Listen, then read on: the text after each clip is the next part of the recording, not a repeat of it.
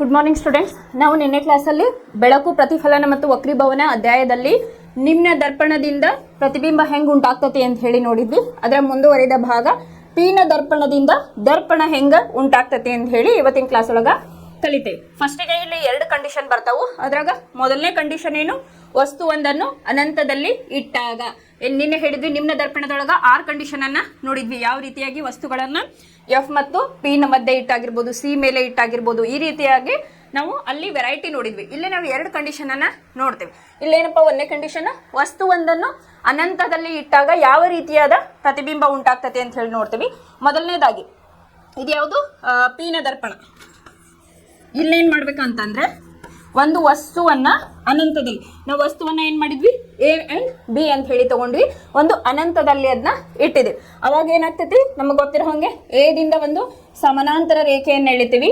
ಅದೇನಾಗ್ತೈತಿ, F ನಲ್ಲಿ ಮೂಡಿದಂತೆ ಭಾಸ ಆಗಿ ಅಲ್ಲಿಂದ ಈ ರೀತಿಯಾಗಿ ಪ್ರತಿಫಲನವನ್ನ ಹೊಂದೈತಿ. ಅದೇ ರೀತಿಯಾಗಿ ಸೆಕೆಂಡ್ ಬಿ ನಿಂದ ಒಂದು ಸಮಾನಾಂತರ ರೇಖೆಯನ್ನು ತಗೊಂಡಾಗ ಅದು ಎಲ್ಲಿ ಕೂಡ್ತದಪ್ಪ ಅಂದ್ರೆ ಎಫ್ ನಲ್ಲಿ ಕೂಡಿದಂತೆ ಭಾಸವಾಗಿ ಈ ರೀತಿಯಾಗಿ ಪ್ರತಿಫಲನವನ್ನ ಹೊಂದತತಿ ಅಂತ ಹೇಳಿ ಹೇಳ್ತೀವಿ. ಒಂದೇದೇನ್ ಮಾಡಿದ್ವಿ, ಎ ನಿಂದ ಸಮಾನಾಂತರ ರೇಖೆ ಎಲ್ಲಿಗಿರ್ಬೇಕು, ಪ್ರಧಾನ ಅಕ್ಷಕ್ಕೆ ಸಮಾನಾಂತರವಾಗಿ ಅದು ಇರಬೇಕು. ಅವಾಗ ಏನಾಗ್ತತಿ, ಅದು ಪ್ರತಿಫಲನ ಹೊಂದಿ ಎಫ್ ನ ಮೂಲಕ ಹಾದು ಹೋಗ್ತತಿ. ಅದೇ ರೀತಿಯಾಗಿ ಬಿ ನಿಂದ ಅಂದ್ರೆ ವಸ್ತುವಿನ ತಳಭಾಗದಿಂದ ಬಿ ನಿಂದ ಒಂದು ರೇಖೆಯನ್ನ ಸಮಾನಾಂತರ ರೇಖೆಯನ್ನ ಎಳಿಬೇಕು. ಅವಾಗ ಏನಾಗ್ತತಿ, ಪ್ರತಿಫಲನ ಎಫ್ ನ ಮೂಲಕ ಇಲ್ಲೇ ಕೂಡಿ ಅಂದ್ರೆ ಎಫ್ ನ ಮೂಲಕ ಹೋದಂತೆ ಭಾಸವಾಗ್ತತಿ. ಹಾಗಾಗಿ ನಾ ಏನ್ ಮಾಡೀನಿ, ಡಾಟ್ ಲೈನ್ ಅನ್ನ ತೋರಿಸಿದೀನಿ. ಕೂಡೋದಿಲ್ಲ, ಕೂಡಿದಂತೆ ಭಾಸವಾಗುತ್ತದೆ ಅಂತ ಹೇಳಿ ಹೇಳ್ತೇವೆ. ಇನ್ನ ಇದನ್ನ ನೋಡಿದಾಗ ನಿಮ್ಗೆ ಏನ್ ಅನಿಸ್ತಿ, ಇಲ್ಲಿ ವಸ್ತು ಐತೆ, ಇಲ್ಲಿ ಪ್ರತಿಬಿಂಬ ಐತಿ. ಪ್ರತಿಬಿಂಬ ಯಾವ ರೀತಿ ಐತಿ, ಇಲ್ಲಿ ಮಿಥ್ಯ ಪ್ರತಿಬಿಂಬ ಅಂತ ಹೇಳ್ತೀವಿ. ಯಾಕಂತಂದ್ರೆ ಇಲ್ಲಿ ಪ್ರತಿಬಿಂಬ ನೇರವಾಗಿ ಐತಿ. ನೇರವಾಗಿ ಇದ್ರೆ ಅದನ್ನ ಏನಂತ ಕರಿತೇವೆ ನಾವು, ಮಿಥ್ಯ ಪ್ರತಿಬಿಂಬ ಅಂತ ಹೇಳಿ ಕರಿತೇವೆ. ಮೊದಲನೇ ಪಾಯಿಂಟು ಮಿಥ್ಯ ಪ್ರತಿಬಿಂಬ, 2ನೇ ಪಾಯಿಂಟು ನೇರವಾಗಿ ಐತಿ, 3ನೇದು ಪ್ರತಿಬಿಂಬ ಎಲ್ಲಿ ಮುಡೈತಿ, ಎಫ್ ನ ಮೇಲೆ ಪ್ರತಿಬಿಂಬ ಮುಡೈತಿ.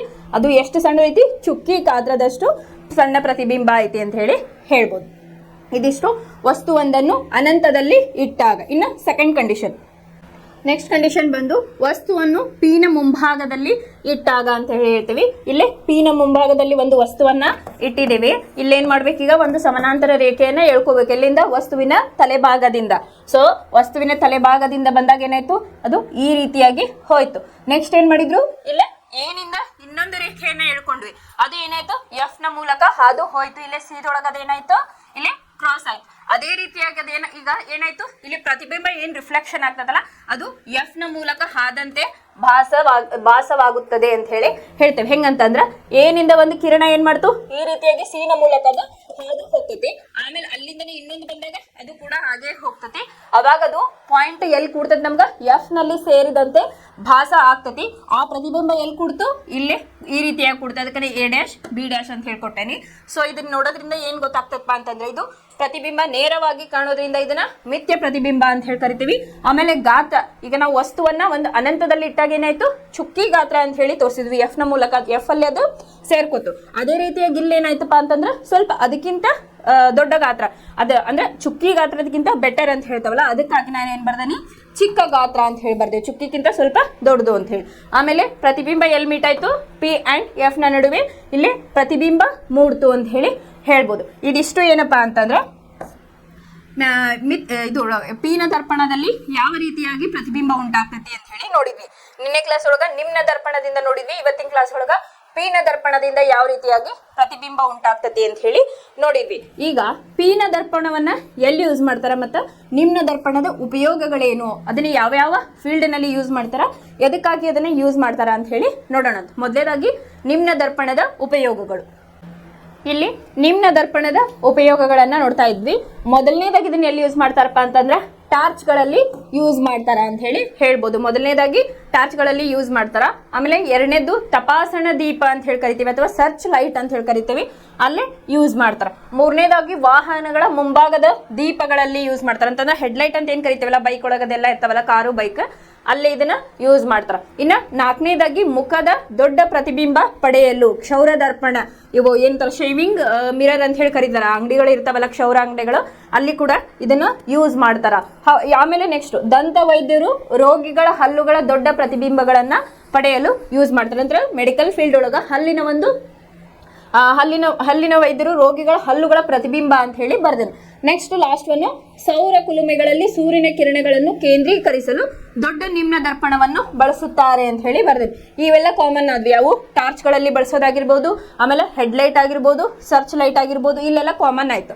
ಇನ್ನು ಮುಖದ ಕನ್ನಡಿಗಳಲ್ಲೂ ಬಳಸ್ತಾರ ಅಂತ ಹೇಳಿ ನಾವು ಈಗ ಆಲ್ರೆಡಿ ಕಲ್ತಿದ್ವಿ, ಅದು ನಮಗೆ ಗೊತ್ತಿರೋದು. ಇಲ್ಲಿ ನೀವು ಅಬ್ಸರ್ವ್ ಮಾಡ್ಬೇಕಾಗಿರೋದು ಏನಂತಂದ್ರೆ, ದಂತ ವೈದ್ಯರು ರೋಗಿಗಳ ಹಲ್ಲುಗಳ ದೊಡ್ಡ ಪ್ರತಿಬಿಂಬಗಳನ್ನ ಪಡೆಯಲು ಅಂತ ಹೇಳಿ ನಾನೊಂದು ಪಾಯಿಂಟ್ ಅನ್ನ ಬರ್ತೀನಿ. ಇದನ್ನು ಯಾವ ರೀತಿಯಾಗಿ ಯೂಸ್ ಮಾಡ್ತಾರ ಅಂತಂದ್ರೆ, ಈಗ ನಾವು ನಿಮ್ನ ದರ್ಪಣಗಳಲ್ಲಿ ಪ್ರತಿಬಿಂಬ ಉಂಟಾಗೋದನ್ನ ನಿನ್ನೆ ಕ್ಲಾಸ್ ಒಳಗ ನೋಡಿದ್ವಿ. ಒಂದು ವಸ್ತುವನ್ನ ಅನಂತದಲ್ಲಿ ಇಟ್ಟಾಗ ಏನಾಗಿತ್ತಲ್ಲಿ ಒಂದು ಚುಕ್ಕಿ ಗಾತ್ರದ ಪ್ರತಿಬಿಂಬ ಉಂಟಾಗಿತ್ತು. ಅದೇ ರೀತಿ ನಿಮ್ನ ಪೀನ ದರ್ಪಣಗಳಲ್ಲೂ ಕೂಡ ನೋಡಿದ್ವಿ. ಅನಂತದಲ್ಲಿ ಇಟ್ಟಾಗ ಏನಾಗಿತ್ತು, ಮಿಥ್ಯ ಮತ್ತು ನೇರ ಪ್ರತಿಬಿಂಬನೆ ಸಿಕ್ಕಿತ್ತು. ಆಮೇಲೆ ಒಂದು ವಸ್ತುವನ್ನು ಪೀನ ಮುಂಭಾಗದಲ್ಲಿ ಇಟ್ಟಾಗ ಕೂಡ ನಮಗೆ ಪ್ರತಿಬಿಂಬ ದೊಡ್ಡದಾಗಿನೇ ಇರಲಿಲ್ಲ. ಸೊ ಹಾಗಾಗಿ ನಿಮ್ನ ದರ್ಪಣಗಳಲ್ಲಿ ನಿನ್ನೆ ನಾವು ಏನ್ ಮಾಡಿದ್ವಿ, ಲಾಸ್ಟ್ ಪಿ ಮತ್ತು ಎಫ್ ನ ನಡುವೆ ಇಟ್ಟಾಗ, ಎಫ್ ಮತ್ತು ಸಿ ನಡುವೆ ವಸ್ತುವನ್ನ ಇಟ್ಟಾಗ ಹೆಂಗಾಗಿತ್ತು, ನಮಗ ಒಂದು ದೊಡ್ಡದಾದ ಪ್ರತಿಬಿಂಬ ಉಂಟಾಗಿತ್ತು. ಆ ಪ್ರತಿಬಿಂಬವನ್ನ ಯೂಸ್ ಮಾಡ್ಕೊಂಡು ಅಂತಂದ್ರ ಆ ತರದಂತಹ ನಿಮ್ನ ದರ್ಪಣಗಳನ್ನ ಯೂಸ್ ಮಾಡ್ಕೊಂಡು ಏನ್ ಮಾಡ್ತಾರಪ್ಪ ಅಂತಂದ್ರ, ದಂತ ವೈದ್ಯರು ರೋಗಿಗಳ ಹಲ್ಲುಗಳ ದೊಡ್ಡ ಪ್ರಮಾಣದ ಪ್ರತಿಬಿಂಬಗಳನ್ನ, ಪಿಕ್ಚರ್ಸ್ ಗಳನ್ನ, ಈಗ ಹಲ್ಲು ಒಳಗಡೆ ಏನಾಗಿರ್ತಾವ ಅನಾಮಲ್, ಆ ರೀತಿಯ ಕ್ಯಾವಿಟೀಸ್ ಏನೋ ಒಂದು ಫೈಂಡ್ ಔಟ್ ಮಾಡಬೇಕು ಅವ್ರ ಫೀಲ್ಡ್ ಅಲ್ಲಿ ಅಂತಂದ್ರೆ, ಅವಾಗ ದಂತ ವೈದ್ಯರು ಏನ್ ಮಾಡ್ತಾರಪ್ಪ ಅಂತಂದ್ರ ಈ ದೊಡ್ಡದಾದ ನಿಮ್ನ ದರ್ಪಣಗಳನ್ನ ಇಲ್ಲಿ ಯೂಸ್ ಮಾಡ್ತಾರ. ಹಂಗಾಗಿ ಇಲ್ಲಿ ಇದನ್ನ ಕೊಟ್ಟಿದ್ದಾರೆ. ಇನ್ನ ನೆಕ್ಸ್ಟ್ ನಾ ಹೇಳಿದೆ, ಸೌರ ಕುಲುಮೆಗಳಲ್ಲಿ ಸೂರ್ಯನ ಕಿರಣಗಳನ್ನು ಕೇಂದ್ರೀಕರಿಸಲು ಅಂತಂದ್ರೆ, ಈ ಸೌರ ಕುಲುಮೆಗಳು ಅದಾವಲ್ಲ, ಅಲ್ಲೇನ್ ಮಾಡ್ತಾರ, ಸೂರ್ಯನ ಕಿರಣಗಳನ್ನ ಶೇಖರಿಸಬೇಕಾಗಿರ್ತೈತೆ ಅಥವಾ ಸಂಗ್ರಹಿಸಬೇಕಾಗಿರ್ತೈತಿ. ಈಗ ಪೀನ ದರ್ಪಣದಲ್ಲಿ ಅಲ್ಲಿ ಪ್ರತಿಬಿಂಬ ಜಾಸ್ತಿ ಉಂಟಾಗದೇ ಇಲ್ಲ ದೊಡ್ಡ ಗಾತ್ರದೊಳಗ. ಹಂಗಾಗಿ ಏನ್ ಮಾಡ್ತಾರಪ್ಪ, ದೊಡ್ಡದಾದ ನಿಮ್ನ ದರ್ಪಣಗಳನ್ನ ಅಂದ್ರೆ ಜಾಸ್ತಿ ಪ್ರತಿಬಿಂಬ, ದೊಡ್ಡದಾಗಿ ಪ್ರತಿಬಿಂಬ ಬೀಳ್ತಕ್ಕಂತಹ ದರ್ಪಣಗಳನ್ನೆಲ್ಲ ಇಲ್ಲೇ ಯೂಸ್ ಮಾಡ್ತಾರ. ಇವಿಷ್ಟು ನಿಮ್ನ ದರ್ಪಣದ ಉಪಯೋಗಗಳು. ಇನ್ನು ನೆಕ್ಸ್ಟ್ ಪೀನ ದರ್ಪಣದ ಉಪಯೋಗಗಳು. ನೆಕ್ಸ್ಟ್ ಬಂದು ಪೀನ ದರ್ಪಣದ ಉಪಯೋಗಗಳು ಅಂತ ಹೇಳಿ ಹೇಳ್ತೀವಿ. ಇಲ್ಲಿ ಎಲ್ಲೆಲ್ಲಿ ಯೂಸ್ ಮಾಡ್ತಾರಪ್ಪ ಅಂತಂದ್ರೆ, ಪೀನ ದರ್ಪಣಗಳನ್ನ ಸಾಮಾನ್ಯವಾಗಿ ವಾಹನಗಳ ಹಿನ್ನೋಟ ದರ್ಪಣವಾಗಿ ಅಂತಂದ್ರ ರಿಯರ್ ವ್ಯೂ ಅಂತ ಹೇಳಿ ನಾವು ಕರಿತೀವಿ. ಇಲ್ಲೇ ಯಾಕೆ ಬಳಸ್ತಾರಪ್ಪ ಅಂತಂದ್ರ, ಇಲ್ಲೇನಾಗಿರ್ತೈತಿ, ಈ ದರ್ಪಣಗಳು ಯಾವಾಗಲೂ ಚಿಕ್ಕದಾದ, ಮಿಥ್ಯ ಅಂತ ಹೇಳಿದ್ವಲ್ಲ ನಾವು, ಚಿಕ್ಕದಾದ ಮತ್ತು ನೇರ ಪ್ರತಿಬಿಂಬವನ್ನ ಉಂಟು ಮಾಡ್ತಾವೆ. ಈಗ ಜಸ್ಟ್ ನೋಡಿದ್ವಿ ನಾವು, ಅಲ್ಲಿ ಪ್ರತಿಬಿಂಬ ಹೆಂಗಾಗಿತ್ತು, ಚುಕ್ಕಿ ಗಾತ್ರ ಮತ್ತು ಚಿಕ್ಕ ಗಾತ್ರ ಅಂತ ಹೇಳೋದಿದ್ವಿ ನಾವು. ಸೊ ಹಾಗಾಗಿ ಚಿಕ್ಕದಾದ ಮತ್ತು ನೇರವಾದ ಪ್ರತಿಬಿಂಬಗಳನ್ನ ಇವು ಉಂಟು ಮಾಡುತ್ತವೆ. ದೃಷ್ಟಿ ಕ್ಷೇತ್ರವು ಬಹಳ ಅಧಿಕವಾಗಿರುತ್ತದೆ ಅಂತ ಹೇಳಿ ಇಲ್ಲೇನು ಯೂಸ್ ಮಾಡ್ತಾರಲ್ಲ, ಮಿರರ್ ಒಳಗಡೆ ನಮ್ಮ ಹಿಂದ್ಗಡೆ ಬರ್ತಕ್ಕಂಥ ವಾಹನಗಳು ಅದನ್ನ ಕ್ಲಿಯರ್ ಪಿಕ್ಚರ್ ಅನ್ನ ಅದು ತೋರಿಸ್ತೈತಿ. ಹಾಗಾಗಿ ಏನ್ ಮಾಡ್ತಾರೆ, ಇಲ್ಲಿ ಸಮತಲದ ದರ್ಪಣದ ಬದಲಿ ಪೀನ ದರ್ಪಣವನ್ನ ಇಲ್ಲಿ ರೇರ್ ವ್ಯೂ ಮಿರರ್ಗಳಾಗಿ, ದರ್ಪಣವಾಗಿ ಇಲ್ಲಿ ಯೂಸ್ ಮಾಡ್ತಾರ ಅಂತ ಹೇಳಿ ಹೇಳ್ತಾರೆ. ಈ ದರ್ಪಣ ಯಾವಾಗಲೂ ಚಿಕ್ಕದಾದ ಮತ್ತು ನೇರವಾದ ಪ್ರತಿಬಿಂಬಗಳನ್ನು ಉಂಟು ಮಾಡುತ್ತದೆ. ದೃಷ್ಟಿ ಕ್ಷೇತ್ರವು ಬಹಳ ಅಧಿಕವಾಗಿರುತ್ತದೆ. ಹೀಗೆ ಸಮತಲ ದರ್ಪಣಕ್ಕೆ ಹೋಲಿಸಿದರೆ ಪೀನ ದರ್ಪಣಗಳು ಚಾಲಕರಿಗೆ ಅವರ ಹಿಂಭಾಗದ ಹೆಚ್ಚಿನ ಕ್ಷೇತ್ರವನ್ನು ವೀಕ್ಷಿಸಲು ಸಹಾಯಕವಾಗುತ್ತದೆ. ಹಾಗಾಗಿ ಏನ್ ಮಾಡ್ತಾರಪ್ಪ ಅಂತ ಇದ್ರಿ, ಇದನ್ನ ಏನ್ ಮಾಡ್ತಾರ, ವಾಹನಗಳ ಹಿನ್ನೋಟದ ದರ್ಪಣಗಳಾಗಿ ಇದನ್ನ ಬಳಸ್ತಾರೆ. ಇಲ್ಲೇ ನಿಮಗೆ ರೀಸನ್ ಅನ್ನ ಕೇಳ್ಬೋದು, ಪೀನ ದರ್ಪಣಗಳನ್ನೇ ಯಾಕೆ ನಾವು ವಾಹನಗಳ ಹಿನ್ನೋಟದಲ್ಲಿ ಬಳಸ್ತೇವೆ ಅಂತಂದ್ರೆ, ನೀವೇನ್ ಮಾಡ್ಬೇಕು ಆನ್ಸರ್ ಅನ್ನ, ಈ ದರ್ಪಣ ಯಾವಾಗಲೂ ಚಿಕ್ಕದಾದ ಮತ್ತು ನೇರವಾದ ಪ್ರತಿಬಿಂಬಗಳನ್ನು ಉಂಟು ಮಾಡುತ್ತವೆ. ರೀಸನ್ ಇಲ್ಲೇ ಪೀನ ದರ್ಪಣಗಳಿಂದ ಉಂಟಾಗ್ತಕ್ಕಂತಹ ಪ್ರತಿಬಿಂಬಗಳು ಚಿಕ್ಕದಾಗಿ ಇರುತ್ತವೆ ಮತ್ತು ನೇರವಾಗಿ ಇರುತ್ತವೆ. ಹಾಗಾಗಿ ಇಲ್ಲಿ ದೃಷ್ಟಿ ಕ್ಷೇತ್ರವು ಬಹಳ ಅಧಿಕವಾಗಿರುತ್ತದೆ. ಹೀಗೆ ಸಮತಲ ದರ್ಪಣಕ್ಕೆ ಹೋಲಿಸಿದರೆ ಪೀನ ದರ್ಪಣಗಳು ಚಾಲಕರಿಗೆ ಅವರ ಹಿಂಭಾಗದ ಹೆಚ್ಚಿನ ಕ್ಷೇತ್ರವನ್ನು ವೀಕ್ಷಿಸಲು ಸಹಾಯಕವಾಗುತ್ತದೆ. ಆದ್ದರಿಂದ ಪೀನ ದರ್ಪಣಗಳನ್ನು ಸಾಮಾನ್ಯವಾಗಿ ವಾಹನಗಳ ಹಿನ್ನೋಟದಲ್ಲಿ ಬಳಸ್ತಾರ ಅಂತ ಹೇಳಿ ಬರಿಬಹುದು. ಇದು ರೀಸನೇಬಲ್ ಕ್ವಶನ್ ಅಂತ ಹೇಳಿ ಹೇಳ್ಬೋದು. ಅದೇ ರೀತಿಯಾಗಿ ನಿಮ್ನ ದರ್ಪಣದಲ್ಲೂ ಕೂಡ ನಿಮಗೆ ಕ್ವಶನ್ ಅನ್ನ ಕೇಳಬಹುದು. ಅಲ್ಲೊಂದಿಷ್ಟು ಹೇಳಿದ್ನಲ್ಲ, ಸೌರ ಕುಲುಮೆಯಲ್ಲಿ ದೊಡ್ಡ ನಿಮ್ನ ದರ್ಪಣಗಳನ್ನೇ ಯಾಕೆ ಯೂಸ್ ಮಾಡ್ತಾರ ಅಂತಂದ್ರೆ, ಬಿಕಾಸ್ ಅಲ್ಲೇ ಪೀನ ದರ್ಪಣಗಳಲ್ಲಿ ಪ್ರತಿಬಿಂಬ ಸಣ್ಣದಾಗಿ ಮತ್ತು ಮಿಥ್ಯವಾಗಿ ಇರ್ತೈತಿ. ಅದೇ ನಿಮ್ನ ದರ್ಪಣಗಳಲ್ಲಿ ಏನಾಗಿರ್ತೈತಿ, ಪ್ರತಿಬಿಂಬ ಅಧಿಕವಾಗಿರ್ತೈತಿ. ಅಲ್ಲಿ ಎಫ್ ಮತ್ತು ಪಿ ಮಧ್ಯೆ ವಸ್ತುವನ್ನ ಇಟ್ಟಾಗ, ಅಥವಾ ಸಿ ಮತ್ತು ಎಫ್ ನ ನಡುವೆ ವಸ್ತುವನ್ನ ಇಟ್ಟಾಗ ಅಲ್ಲಿ ನಮ್ಗೆ ಏನಾಗ್ತೈತಿ, ಪ್ರತಿಬಿಂಬ ದೊಡ್ಡದಾಗಿ ನಮಗೆ ಸಿಗ್ತೈತಿ. ಹಾಗಾಗಿ ಅಲ್ಲಿ ಸೂರ್ಯನ ಕಿರಣಗಳನ್ನು ನಾವು ಕೇಂದ್ರೀಕರಿಸಬೇಕಾಗಿರೋದ್ರಿಂದ ನಮಗಲ್ಲೇ ನಿಮ್ನ ದರ್ಪಣದ ಅವಶ್ಯಕತೆ ಐತಿ. ಯಾಕಂತಂದ್ರೆ ಅವು ದೊಡ್ಡದಾದ ಪ್ರತಿಬಿಂಬಗಳನ್ನ ಉಂಟು ಮಾಡುತ್ತವೆ ಅಂತ ಹೇಳಿ ಬರಿಬೇಕು.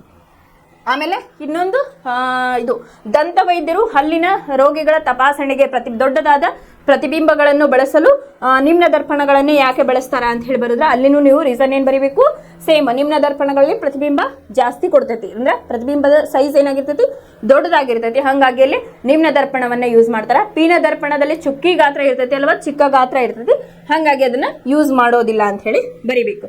ಇದಿಷ್ಟು ಏನಪ್ಪಾ ಅಂತಂದ್ರೆ ನಿಮ್ನ ದರ್ಪಣದ ಉಪಯೋಗಗಳನ್ನ ಕಲಿತ್ವಿ, ಆಮೇಲೆ ಪೀನ ದರ್ಪಣದ ಉಪಯೋಗಗಳನ್ನ ಕಲಿತ್ವಿ. ಇನ್ನು ನೆಕ್ಸ್ಟ್ ಕಾನ್ಸೆಪ್ಟ್ ಇಲ್ಲೇ ನೆಕ್ಸ್ಟ್ ಇಂಪಾರ್ಟೆಂಟ್ ಕಾನ್ಸೆಪ್ಟ್ ನಿಮ್ದು ಗೋಳೀಯ ದರ್ಪಣಗಳ ಪ್ರತಿಫಲನಗಳ ಸಾಂಪ್ರದಾಯಿಕ ಸಂಕೇತಗಳು ಅಂತ ಹೇಳಿ ಬರ್ತೀನಿ. ಇಲ್ಲೇ ಸಾಂಪ್ರದಾಯಿಕ ಅಂತ ಹೇಳಿ ಯೂಸ್ ಮಾಡ್ಯಾರ ಅಂತ ಹೇಳಿ ನಾವು ವಿಚಾರ ಮಾಡಬೇಕು. ಯಾಕಂತಂದ್ರೆ ಇಲ್ಲಿ ಮೊದ್ಲಿರ್ತಾನೆ ಯೂಸ್ ಮಾಡ್ತಕ್ಕಂತಹ ಒಂದು ಸಾಂಪ್ರದಾಯಿಕ ಸಂಕೇತಗಳು ಅಂತ ಹೇಳಿ ಹೇಳ್ತೇವೆ. ಅಂತಂದ್ರೆ ಈಗ ನಾವು ಹಳೆ ಪದ್ಧತಿಗಳನ್ನ ಹೆಂಗ್ ಬೆಳೆಸ್ಕೊಂಡು ಬಂದಿರ್ತೇವಲ್ಲ, ಅದೇ ರೀತಿಯಾಗಿ ಗೋಳೀಯ ದರ್ಪಣಗಳ ಪ್ರತಿಫಲನದ ಸಾಂಪ್ರದಾಯಿಕ ಸಂಕೇತಗಳು ಅಂತ ಹೇಳಿ ಅದಾವ. ಇದನ್ನ ಯಾಕೆ ತಿಳ್ಕೋಬೇಕು ಅನ್ನೋದು ಒಂದು ಕ್ವಶನ್ ಬರ್ತೈತಿಲ್ಲ. ಯಾಕಂತಂದ್ರೆ ಇದ್ರ ಮೇಲೆ ನಿಮಗ ಕ್ವಶನ್ ಪೇಪರ್ ಅಲ್ಲಿ 4 ಮಾರ್ಕ್ಸ್ ಕ್ವಶನ್ಸ್ ಕ್ಯಾಲ್ಕುಲೇಷನ್ ಪಾರ್ಟ್ ಬರ್ತೈತಿ. ಸೊ ಆ ಕ್ಯಾಲ್ಕುಲೇಷನ್ ಪಾರ್ಟ್ ತಿಳ್ಕೋಬೇಕು ಅಂತಂದ್ರೆ ಇದು ನಮಗೆ ಗೊತ್ತಿರಬೇಕು. ಆಮೇಲೆ ಇದನ್ನ ತಿಳ್ಕೋಬೇಕು ಅಂತಂದ್ರೆ ಇದರ ಸಾಂಪ್ರದಾಯಿಕ ನಿಯಮಗಳು ಏನು ಅದಾವ ಅಂತ ಹೇಳಿ ತಿಳ್ಕೋಬೇಕು. ಈಗ ನಾನು ನಿನ್ನೆಯಿಂದ ಹೇಳಕತ್ತೀನಿ ನಿಮ್ನ ದರ್ಪಣ ಪೀನ ದರ್ಪಣ ಅಂತ ಹೇಳಿ. ಯಾವಾಗ್ಲೂ ನಾನು ವಸ್ತುವನ್ನ ತೆಗೆದುಕೊಂಡೆ, ವಸ್ತುವನ್ನ ಯಾವಾಗ್ಲೂ ಏನ್ ಮಾಡಿದೆ, ಇಲ್ಲೇ ದರ್ಪಣದ ಎಡಭಾಗದಲ್ಲೇ ಇಟ್ಟೆ, ಈ ಕಡೆ ಇಡ್ಲಿಲ್ಲ. ಇಲ್ಲೇ ನಾವು ವೇರಿಯೇಷನ್ ಮಾಡಿದ್ವಿ. ಇಲ್ಲೇ ವಸ್ತುವನ್ನ ಅನಂತದಲ್ಲಿ ಇಟ್ವಿ, ಸಿ ಮತ್ತು ಎಫ್ ನ ನಡುವೆ ಇಟ್ವಿ, ಆಮೇಲೆ ಸಿ ಮೇಲೆ ಇಟ್ವಿ, ಎಫ್ ಮೇಲೆ ಇಟ್ವಿ, ಮತ್ತೆ ಪಿ ಮತ್ತು ಎಫ್ ಗಳ ಮೇಲೆ ಇಟ್ಟು ನಾವೇನ್ ಮಾಡಿದ್ವಿ, ಪ್ರತಿಬಿಂಬ ಯಾವ ರೀತಿಯಾಗಿ ಉಂಟಾಗ್ತತಿ ಅಂತ ಹೇಳಿ ನೋಡಿದ್ವಿ. ಅದು ಯಾಕೆ ಅದೇ ರೀತಿಯಾಗಿ ನಾ ಹೇಳಿದೆ ಅಂತಂದ್ರೆ ಇಲ್ಲಿ ದರ್ಪಣಗಳಿಗೆ ಅದರದೇ ಆದಂತಹ ಒಂದು ಸಾಂಪ್ರದಾಯಿಕ ಸಂಕೇತಗಳದಾವು. ಅದನ್ನ ಫಾಲೋ ಮಾಡೋದಕ್ಕೆ ಸರ್ಟೆನ್ ರೂಲ್ಸ್ ಅದಾವ. ಅದಕ್ಕೆ ಏನಂತ ಕೇಳ್ತೀವಿ ನಾವು, ನಿಯಮಗಳು ಅಂತ ಹೇಳಿ ಕರಿತೇವೆ. ಇಲ್ಲೊಂದು ಚಿತ್ರವನ್ನ ನಾನು ಹಾಕೇನೆ, ಇಲ್ಲೊಂದಿಷ್ಟು ನಾನು ಏನು ಆಲ್ಫಾಬೆಟಿಕ್ ವರ್ಡ್ಸ್ ಅನ್ನ ಯೂಸ್ ಮಾಡಿದ್ದೀನಿ. ಅದೇನೇನಂತ ಹೇಳಿ ತಿಳ್ಕೊಳ್ಳೋಣ. ಫಸ್ಟಿಗೆ ಯು ಅಂತ ಹೇಳಿ ಬರ್ದೇನೆ, ಇಲ್ಲಿ ಬರ್ದೇನೆ. ಯು ಅಂತಂದ್ರೆ ಅದು ವಸ್ತುವಿನ ದೂರ ಅಂತ ಹೇಳಿ ನಾವು ಕರಿತೀವಿ. ಆಮೇಲೆ ವಿ ಅಂತಂದ್ರೆ ಪ್ರತಿಬಿಂಬದ ದೂರ. ಆಮೇಲೆ ಎಫ್ ಅಂತಂದ್ರೆ ಸಂಗಮ ದೂರ, ನಮಗೆ ಗೊತ್ತೈತಿ. ಕ್ಯಾಪಿಟಲ್ ಎಫ್ ಅಂತಂದ್ರೆ ಸಂಗಮ ಬಿಂದು, ಸ್ಮಾಲ್ ಎಫ್ ಅಂತಂದ್ರೆ ಸಂಗಮ ದೂರ. ಆಮೇಲೆ ಗೊತ್ತೈತಿ ಕ್ಯಾಪಿಟಲ್ ಆರ್ ಅಂತಂದ್ರೆ ವಕ್ರತಾ ತ್ರಿಜ್ಯ ಅಂತ ಹೇಳಿ. ನಾ ಮೊನ್ನೆ ಒಂದು ಅಸಂಪ್ಷನ್ ಮಾಡ್ಕೊಳ್ರಿ, ಒಂದು ಗೋಳೀಯ ದರ್ಪಣವನ್ನ ಅಂತ ಹೇಳಿದ್ದು. ಅಲ್ಲೇನ್ ಮಾಡಿದ್ವಿ ನಾವು, ಆ ಒಂದು ಕಾಲ್ಪನಿಕ ಗೋಳವನ್ನ ಕನ್ಸಿಡರ್ ಮಾಡಿದ್ವಿ. ಈ ರೀತಿಯಾಗಿ ಕಾಲ್ಪನಿಕ ಈ ಗೋಳವನ್ನ ನಾವು ತೆಗೆದುಕೊಂಡಿದ್ವಿ. ಇಷ್ಟು ಗೋಳವನ್ನ ನಾವು ತೆಗೆದುಕೊಂಡಿದ್ವಿ. ಅವಾಗ ಏನ್ ಮಾಡಿದ್ವು ನಾವು, ಅದನ್ನ ಕಲಿಬೇಕಂತಂದ್ರೆ ಕೆಲವು ವ್ಯಾಖ್ಯಾನಗಳನ್ನ ನಾವು ಕಲಿತಾ ಇದ್ವಿ. ಅಂತಂದ್ರೆ ಸಂಗಮ ದೂರ ಅಂದ್ರೇನು, ಸಂಗಮ ಬಿಂದು ಅಂದ್ರೇನು, ವಕ್ರತಾ ತ್ರಿಜ್ಯ ಅಂದ್ರೇನು, ಈ ರೀತಿಯ ಕಲಿಬೇಕಾದ್ರೆ ನಾನು ಹೇಳಿದ್ದೀನಿ ನಿಮಗೆ. ಈ ರೀತಿಯಾಗಿ ನೋಡಿದಾಗ ಈ ಬಿಂದುವನ್ನ ನಾನು ಏನಂತ ಕರೆದಿದ್ದೆ, ವಕ್ರತಾ ಬಿಂದು ಅಂತ ಹೇಳಿ ಕರೆದಿದ್ದೆ. ಇದನ್ನ ವಕ್ರತಾ ತ್ರಿಜ್ಯ ಅಂತ ಹೇಳಿ ಕರೆದಿದ್ವಿ. ಆ ವ್ಯಾಖ್ಯಾನಗಳು ನಮ್ಗೆ ಎಲ್ಲಿ ಯೂಸ್ ಆಗತ್ತವು, ಈ ಒಂದು ಪಾರ್ಟ್ ನಲ್ಲಿ ನಮಗೆ ಯೂಸ್ ಆಗ್ತಾವ. ಸ್ಮಾಲ್ ಎಫ್ ಅಂತಂದ್ರೆ ಸಂಗಮ ದೂರ, ಕ್ಯಾಪಿಟಲ್ ಆರ್ ಅಂತಂದ್ರೆ ವಕ್ರತಾ ತ್ರಿಜ್ಯ ಅಂತ ಹೇಳಿ ಕರಿತೀವಿ. ಇನ್ನ ಎಚ್ ನಾಟ್ ವಸ್ತುವಿನ ಎತ್ತರ ಅಂತ ಹೇಳಿ ಕರಿತೀವಿ. ಇನ್ನ ಲಾಸ್ಟ್ ಒನ್ನು ಎಚ್ ಐ ಅಂತ ಹೇಳಿ ಬರ್ದೇನಿ, ಇದು ಪ್ರತಿಬಿಂಬದ ಎತ್ತರ ಅಂತ ಹೇಳಿ ನಾವು ಹೇಳ್ಬೋದು. ಈ ನಿಯಮಗಳು ಏನೇನಪ್ಪಾ ಅಂತಂದ್ರೆ, ಮೊದಲನೇ ನಿಯಮ ಏನಂತಂದ್ರ ವಸ್ತುವನ್ನು ಯಾವಾಗಲೂ ದರ್ಪಣದ ಎಡಭಾಗದಲ್ಲಿಯೇ ಇಡಬೇಕು, ಮೊದಲನೇದು. ಆಮೇಲೆ ಇದು ವಸ್ತುವಿನಿಂದ ದರ್ಪಣದ ಮೇಲೆ ಬೀಳುವ ಬೆಳಕು ಎಡಬಗಡೆಯಿಂದ ಬೀಳುತ್ತದೆ ಎಂದು ತೋರಿಸುತ್ತದೆ ಅಂತ ಹೇಳಿ ಸೂಚಿಸ್ತದೆ. ವಸ್ತುವನ್ನ ಯಾವಾಗಲೂ ನಾವು ಎಡಗಡೆ ಭಾಗದಲ್ಲಿ ಇಡ್ತೇವೆ. ಇಲ್ಲೇ ನಾವು ಒಂದು ವಸ್ತುವನ್ನ ಇಟ್ಟಾಗ ಪ್ರತಿಫಲನ ಹೊಂದಿ ಆ ಬೆಳಕು ಎಲ್ಲಿ ಪ್ರತಿಫಲನ ಹೊಂದಿದ್ದು, ಎಡಗಡೆ ಭಾಗದಿಂದ ಬೆಳಕು ಬೀಳ್ತತಿ ಅಂತ ಹೇಳಿ ಸೂಚಿಸ್ತತಿ. ಹಾಗಾಗಿ ನಾವು ವಸ್ತುವನ್ನ ಇಟ್ಟಾಗ ಇಲ್ಲಿಂದ ಸಮಾನಾಂತರ ರೇಖೆಯನ್ನ ತೆಗೆಳ್ತಾ ಇದ್ವಿ, ಅಲ್ಲಿಂದ ಏನಾಗ್ತಿತ್ತು, ಅದು ಪ್ರತಿಫಲನವನ್ನ ಹೊಂದ್ತಾ ಇತ್ತು. ಬೆಳಕು ಎಲ್ಲಿಂದ ಬಂದಿಲ್ಲ, ಎಡಗಡೆಯಿಂದ ಬೀಳುತ್ತದೆ ಅಂತ ಹೇಳಿ ಸೂಚಿಸ್ತತಿ. ಮೊದಲನೇ ನಿಯಮ ಏನು, ವಸ್ತುವನ್ನು ಯಾವಾಗಲೂ ದರ್ಪಣದ ಎಡಭಾಗದಲ್ಲಿ ಇಡಬೇಕು. ಇದು ವಸ್ತುವಿನಿಂದ ದರ್ಪಣದ ಮೇಲೆ ಬೀಳುವ ಬೆಳಕು ಎಡಗಡೆಯಿಂದ ಬೀಳುತ್ತದೆ ಅಂತ ಹೇಳಿ ಸೂಚಿಸುತ್ತೆ. ಇನ್ನು ಎರಡನೇ ನಿಯಮ, ಇಲ್ಲಿ ಎರಡನೇ ನಿಯಮಕ್ಕೆ ಹೋಗಕ್ಕಿಂತ ಮುಂಚೆ ವಸ್ತುವನ್ನ ಎಡಗಡೆ ಇಟ್ಟಾಗ ಏನಾಗ್ತತಿ, ಬೆಳಕು ಬೀಳ್ತತಿ ಅಂತ ಹೇಳಿ ಗೊತ್ತಾಯ್ತು. ಇನ್ನು ವಸ್ತುವನ್ನ ಇಟ್ಟಾಗ ನಲ್ಲಿ ಏನಾಗ್ತತಿ, ಒಂದು ಸರ್ಟನ್ ಡಿಸ್ಟೆನ್ಸ್ ಅನ್ನ ನಾವು ನೋಡ್ತೇವೆ, ಅಂದ್ರೆ ದೂರ ಉಂಟಾಗುತ್ತದೆ. ವಸ್ತುವನ್ನ ಇಟ್ಟಾಗ ದೂರ ಉಂಟಾಗುತ್ತದೆ, ಅದಕ್ಕೆ ವಸ್ತುವಿನ ದೂರ ಅಂತ ಹೇಳಿ ಕರಿತೀವಿ. ಅದನ್ನ ಯು, ಸ್ಮಾಲ್ ಯು ನಿಂದ ನಾವು ರಿಪ್ರೆಸೆಂಟ್ ಮಾಡ್ತೀವಿ. ಅದಕ್ಕೆ ನಾವು ವಸ್ತುವಿನ ದೂರ ಅಂತ ಹೇಳಿ ಕನ್ಸಿಡರ್ ಮಾಡ್ತೀವಿ. ಇನ್ನ ಎರಡನೇ ನಿಯಮ, ಇಲ್ಲಿ ಎರಡನೇ ನಿಯಮ ಬಂದು ವಸ್ತುವಿನ ದೂರ ಅಂತಂದ್ರೇನು, ಯು.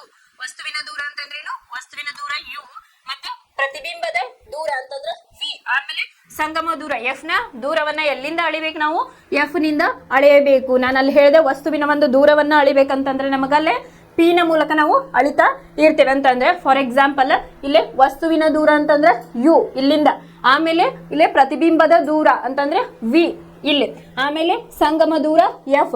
ಇವನ್ ಮೂರನ್ನು ಎಲ್ಲಿಂದ ಅಳಿತು, ನಾವು ಪಿ ನಿಂದ ಅಳಿಯಬೇಕು. ಪಿ ನಿಂದ ಎಫ್ ಗೆ ಎಷ್ಟು ದೂರ ಐತಿ, ಪಿ ನಿಂದ ಸಿ ಗೆ ಎಷ್ಟು ದೂರ ಐತಿ, ಈ ರೀತಿಯಾಗಿ ನಾವು ಅಳಿತೇವೆ. ಇದು ಸೆಕೆಂಡ್ ಕಂಡೀಷನ್. ಏನು, ವಸ್ತುವಿನ ದೂರ ಪ್ರತಿಬಿಂಬದ ದೂರ ಮತ್ತು ಎಫ್ ನ ದೂರವನ್ನು ನಾವು ಪಿ ನಿಂದ ಅಳೆಯಬೇಕು. Second condition. ಇನ್ನು ಮೂರನೇ ಕಂಡೀಷನ್, ಪಿ ನ ಎಲ್ಲ ಎಡಭಾಗದ ದೂರಗಳನ್ನ ಪಿ ನ ಎಲ್ಲ ಎಡಭಾಗದ ದೂರವನ್ನ ನೆಗೆಟಿವ್ ಅಥವಾ ಋಣಾತ್ಮಕವಾಗಿ ಮತ್ತು ಪಿ ನ ಬಲಭಾಗದ ದೂರಗಳನ್ನ ಧನಾತ್ಮಕವಾಗಿ ನಾವಿಲ್ಲಿ ಸೂಚಿಸ್ತೇವೆ ಅಂತ ಹೇಳಿ ಹೇಳ್ತೇವೆ. ಸಿಂಪಲ್ ಇಲ್ಲಿ ಯಾಕೆ ಹೇಳೇನೆ ಅಂತಂದ್ರೆ, ಒಂದು ಗ್ರಾಫ್ ಅನ್ನ ನೀವು ತೆಗೆದುಕೊಂಡಾಗ ಈ ರೀತಿಯಾಗಿರ್ತೈತಿ. ಬಲಗಡೆದನ್ನ ನಾವು ಪ್ಲಸ್ ಅಂತ ತಗೋತೀವಿ, ಎಡಗಡೆದನ್ನ ಮೈನಸ್ ಅಂತ ಹೇಳಿ ತಗೋತೇವೆ. ಅದೇ ಕಾನ್ಸೆಪ್ಟ್ ಅನ್ನ ನೀವು ಇಲ್ಲಿ ಅರ್ಥವನ್ನ ಮಾಡ್ಕೋಬೇಕು. ಮೂರನೇ ನಿಯಮ ಅಂತಂದ್ರ, ಪಿ ನ ಎಡಭಾಗದ ದೂರಗಳನ್ನ ಋಣಾತ್ಮಕವಾಗಿ ತಗೊಳ್ತೇವಿ. ಆಮೇಲೆ ಪಿ ನ ಬಲಭಾಗದ ದೂರಗಳನ್ನ ನಾವೇನ್ ಮಾಡ್ತೀವಿ, ಧನಾತ್ಮಕವಾಗಿ ಇಲ್ಲೇ ತೆಗೆದುಕೊಳ್ತೇವೆ ಅಂತ ಹೇಳಿದೆ. ಈಗ ಏನ್ ಮಾಡಿದ್ವಿ, ಫಸ್ಟ್ ದೂರವನ್ನ ನೋಡ್ಕೊಂಡ್ವಿ, ಆಮೇಲೆ ವಸ್ತುವನ್ನ ಎಲ್ಲಿಡ್ಬೇಕು ಅಂತ ಹೇಳಿ ಫಸ್ಟ್ ನೋಡಿದ್ವಿ. ಎರಡನೇದು ವಸ್ತುವಿನ ದೂರ, ಪ್ರತಿಬಿಂಬದ ದೂರ ಮತ್ತು ಎಫ್ ನ ದೂರವನ್ನ ಪಿ ನಿಂದ ಅಳಿಬೇಕು ಅಂತ ಹೇಳಿ ನೋಡಿದ್ವಿ. ಇನ್ನ ಮೂರನೇದು, ಪಿ ನ ಎಡಭಾಗದಲ್ಲಿ ಇರ್ತಕ್ಕಂಥ ವಸ್ತುಗಳನ್ನ ನಾವು ಋಣಾತ್ಮಕವಾಗಿ, ಬಲಗಡೆ ಇರ್ತಕ್ಕಂಥವನ್ನ ಧನಾತ್ಮಕವಾಗಿ ತಗೊಳ್ತೇವೆ ಅಂತ ಹೇಳಿ ನೋಡೋಣ.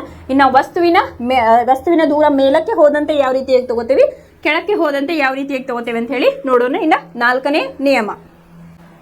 ನಾಲ್ಕನೇ ನಿಯಮ ಬಂದು, ಪ್ರಧಾನ ಅಕ್ಷದ ಮೇಲ್ಭಾಗದಲ್ಲಿ ಎತ್ತರಕ್ಕೆ ಹೋದಂತೆ. ಇದು ಯಾವುದು, ಪ್ರಧಾನ ಅಕ್ಷ ಅಂತ ಹೇಳಿ ಕರಿತೀವಿ. ಇದು ಪ್ರಧಾನ ಅಕ್ಷ, ಇದರ ಎತ್ತರಕ್ಕೆ ಹೋದಂತೆ ಅಂತಂದ್ರೆ ಇದನ್ನ ನಾವು ಧನಾತ್ಮಕವಾಗಿ ತೆಗೆದುಕೊಳ್ಳುತ್ತೇವೆ. ಅದೇ ರೀತಿಯಾಗಿ ಕೆಳಭಾಗದಲ್ಲಿ ಬಂದ್ರೆ ಅದನ್ನೇನ್ ಮಾಡ್ತೀವಿ, ನೆಗೆಟಿವ್ ಅಂತ ಹೇಳಿ ತೋರಿಸ್ತೇವೆ. ಗೊತ್ತಾಯ್ತಾ?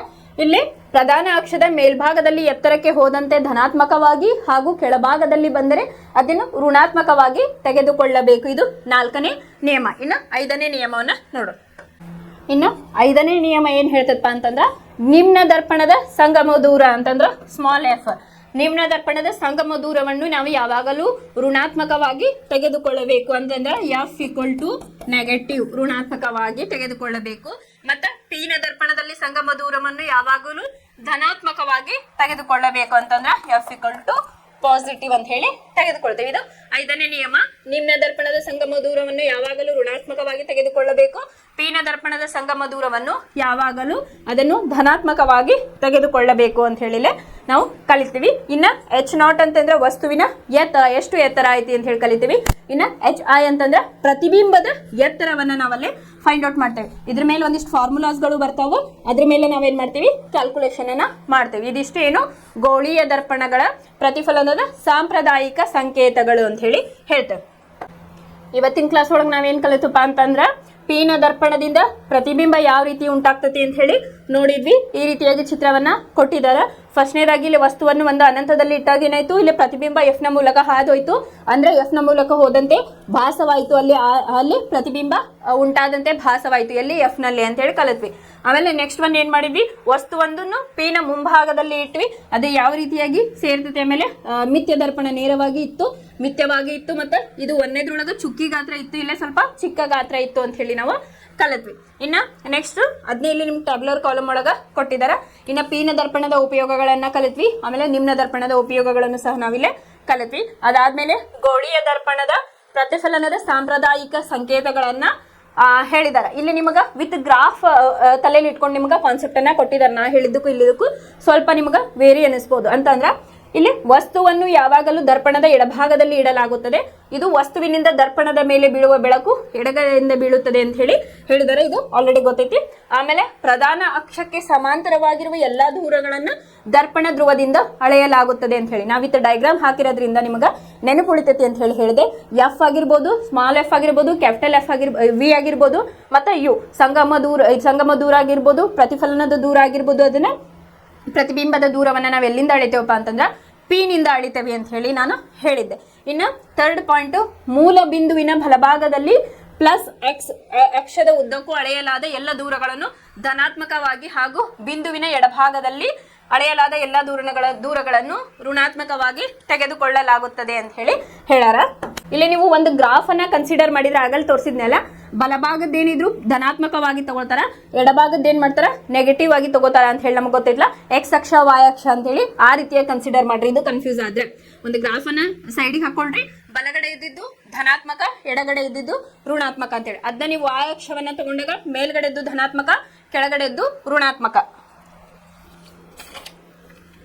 ಮೇಲ್ಗಡೆದ್ದು ಧನಾತ್ಮಕ, ಕೆಳಗಡೆದ್ದು ಋಣಾತ್ಮಕ ಅಂತ ಹೇಳಿ ತಗೊಳ್ತೇವೆ. ಹಂಗ ನೀವು ಬರಿಬಹುದು. ಅದನ್ನ ಇನ್ನೇನ್ ಮಾಡ್ಯಾರ, ಪ್ರಧಾನ ಅಕ್ಷಕ್ಕೆ ಲಂಬವಾಗಿ ಅಥವಾ ಮೇಲಿನ ಕಡೆಗೆ ಪ್ಲಸ್ y ಅಳೆಯಲಾಗುವುದು, ದೂರಗಳನ್ನು ಧನಾತ್ಮಕವಾಗಿ ತೆಗೆದುಕೊಳ್ಳಲಾಗುತ್ತದೆ. ಮೇಲಿನ ಪಾರ್ಟ್ ಅನ್ನ ಪ್ಲಸ್ ಧನಾತ್ಮಕವಾಗಿ ಸೂಚಿಸ್ತಾರ ಅಂತ ಹೇಳಿ ತೆಗೆದುಕೊಂಡಾರ.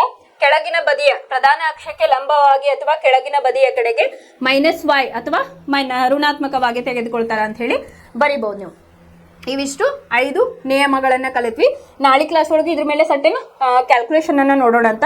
ಫಸ್ಟಿಗೆ ಅದಕ್ಕಿಂತ ಮುಂಚೆ ನಾಳೆ ಕ್ಲಾಸ್ ಒಳಗ ದರ್ಪಣದ ಸೂತ್ರ ಮತ್ತು ವರ್ಧನೆ ಅಂತ ಹೇಳಿ ಒಂದು ಕಾನ್ಸೆಪ್ಟ್ ಐತಿ.